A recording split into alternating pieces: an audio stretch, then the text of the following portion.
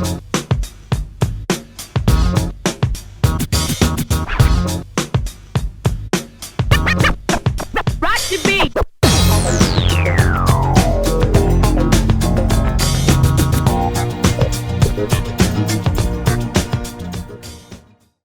right, Welp, welcome to here we are on.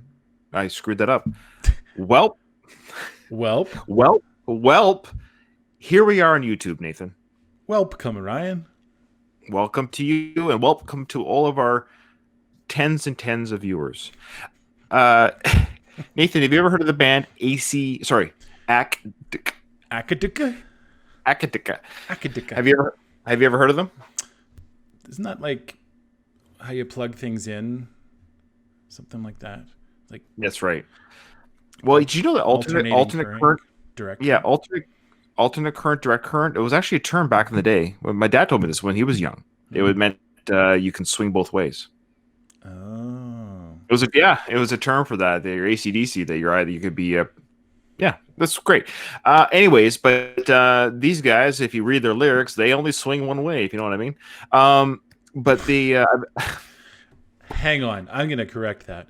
So, while yes, the video, but you can interpret it however you'd like. You're free to interpret it any way you would like. If you swing both ways and you watch this video and you swing the way that you swing as you watch the video, that's up to them to decide. It's not up to AC/DC. No, I'm saying AC/DC. We know which way they swing. Oh, okay. If you read their lyrics, they're very much love the ladies. Have you read their lyrics? Right. Of course they are. That's what I was saying. That's what I was referring to. Gotcha. Anyways, all joking aside, we've been fans for years, decades, really, since the 90s. Funny enough, I was a late bloomer when it came to AC/DC. I admit their album, Razor's Edge, was the first album I owned. I was already like a 15-year-old when it came out. Mm-hmm. And I was listening to metal and rock, but I just never... for some reason, but that was kind of a resurgence for them even back then. And I jumped on the AC/DC train. I've seen them live twice now. I saw the Ball Breaker tour and the Razor's Edge tour. Amazing band live. Obviously, rest in peace to Malcolm. This is their first album without rhythm guitarist, founding member Malcolm Young, the brother of Angus Young. Everyone that's an AC/DC fan knows this. So I don't know why I'm saying this, but I haven't heard the song. So this is the first time listening for both of us, correct? It is correct. Yep. Yeah, so the album just came out today, and I've already read comments from a lot of AC/DC fans, and it's the same comments you probably would be getting from them since 1980, which sounds like AC/DC. There's some great songs, not some great songs. Not every song on every album is great, but I've always enjoyed them. Basically, if you like the AC/DC sound, you're going to like AC/DC songs. But apparently, people were talking about this song being a little bit different or kind of like an instant classic. So I was very intrigued. I'm going to listen to the whole album anyways eventually, but I'm very intrigued to hear the song. The people kept kind of popping up in the chat groups and Reddit that the song kind of sparked people's, hey, cool. So let's see if that's... Yeah, let's go. Let's check it out.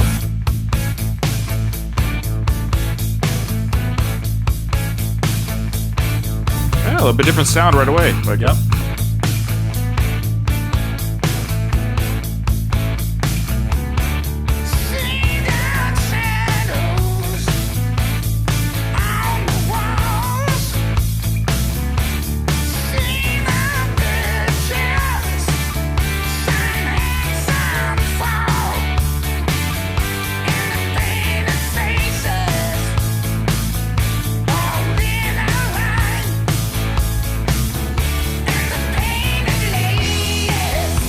Okay, yeah.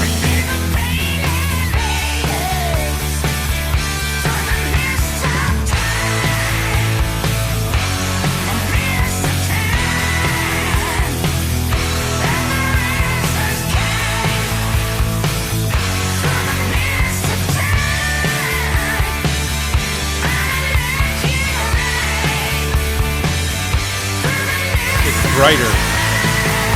Yeah.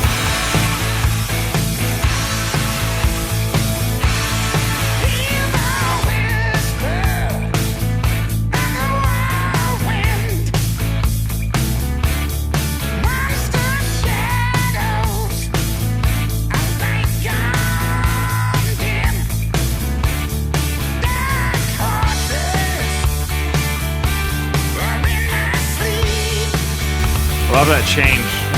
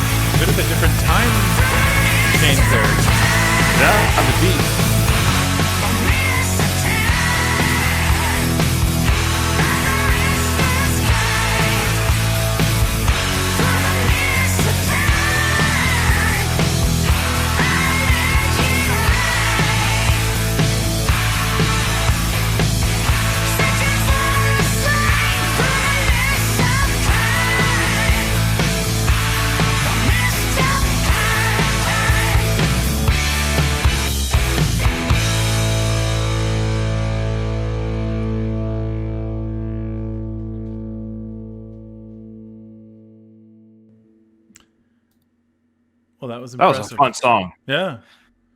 I really, really like that.